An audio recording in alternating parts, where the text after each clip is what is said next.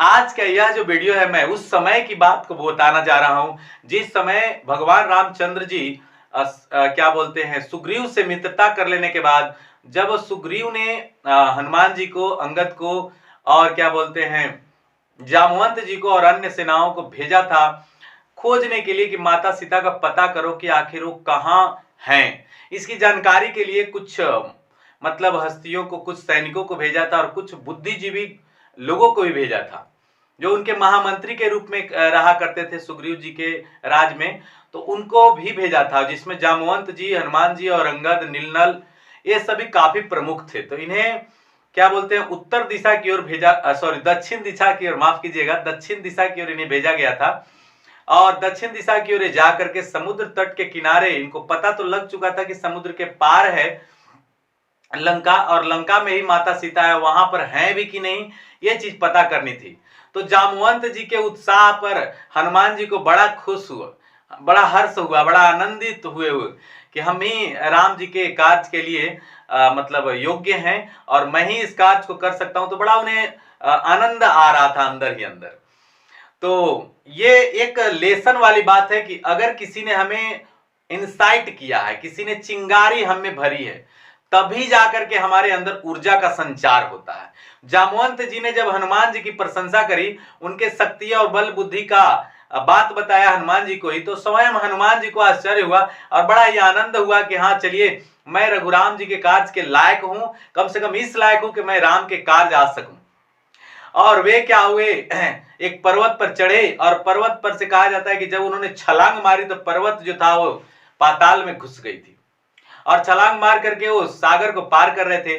तो देवतागण आदि सब देख करके बड़े आश्चर्य में थे, खुशी में थे, आनंद थे और उनको लगा कि इन्हें विश्राम की शायद जरूरत पड़ सकती है बीच में। तो उन्होंने समुद्र को आदेश दिया कि मैनाक पर्वत को बीच में लाए और मैनाक पर्वत बीच में आ गए। मैनाक पर्वत बीच में आकर के हनुमान जी के रास्ते में एक तरह से खड़ी हो गई कि वो उस पर जा करके विश्राम करें।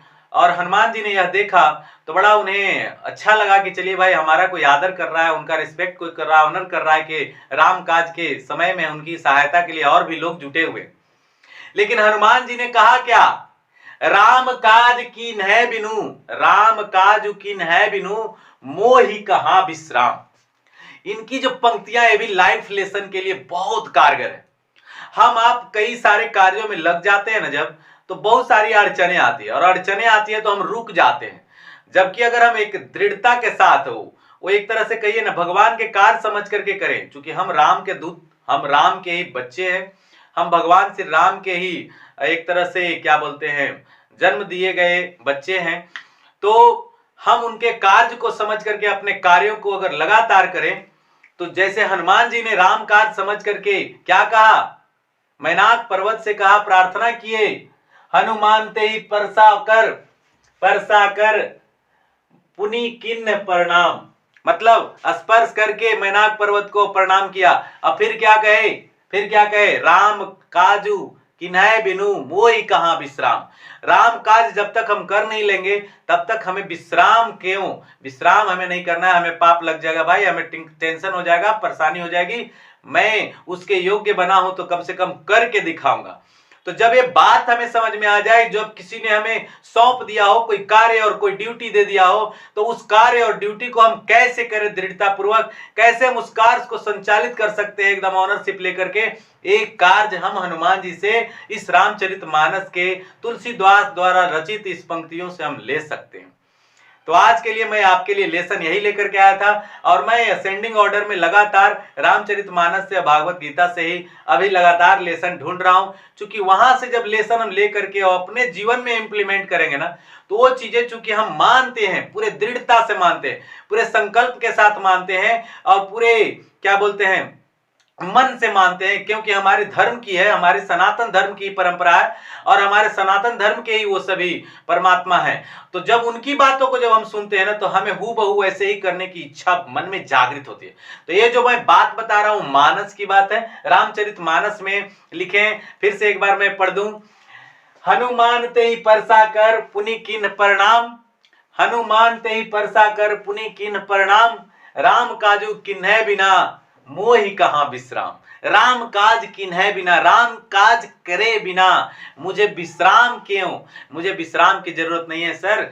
उन्होंने मैनाक पर्वत से प्रार्थना करी, प्रणाम किया, स्पर्श किया उनका, मतलब धन्यवाद किया जरूर कि हाँ भाई चलिए आपने कोशिश करी हमें आराम देने के लिए, चलिए इसके लिए बहुत बहुत धन्यवाद, लेकिन मैं राम काज के लिए जा रहा हूं, अतः मैं विश्राम नहीं कर सकता, हमें पाप लगेगा, माफ कीजिएगा, बाद में आकर के विश्राम किया जाएगा। तो इन सभी चीजों से हमें लेसन लेना होगा। हमारे ही जब धर्मों में ये सारी चीजें हैं, सनातन धर्म में ये सारी चीजें हमें गिफ्ट के रूप में मिली है, तो क्यों नहीं इसे अपनाया जाए और अपने जीवन में, अपने लाइफ में इंप्लीमेंट किया जाए। पिछले भी मैंने वीडियो बनाया था और भी कई सारे वीडियोज इस तरह के बनाते रहता हूं। मुझे जो अच्छा लगता है, मुझे लगता है कि हमारे लिए बेहतर है, तो मैं ज्ञान बांटने से, हमें पता है कि ज्ञान बांटने से बढ़ती है, धन बांटने से बढ़ता है, तो क्यों न बांटा जाए इस ज्ञान को, ताकि हमारा ज्ञान बढ़ सके। आप भी यदि ज्ञान को बढ़ाना चाहते हैं तो कम से कम इस वीडियोज को शेयर करिए। ज्ञान ये भी है और आपके माध्यम से बढ़ सकती है, और हो सकता है आपके जीवन में भी कोई उछाल आ जाए, कोई नई चेंजिंग आ जाए, क्योंकि ज्ञान बांटने वाले को कब भगवान बुद्धि दे डालेंगे कैसी, कुछ पता नहीं है। सो इस कार्य में लगे रहिए, काम करते रहिए। धन्यवाद आपको वीडियो को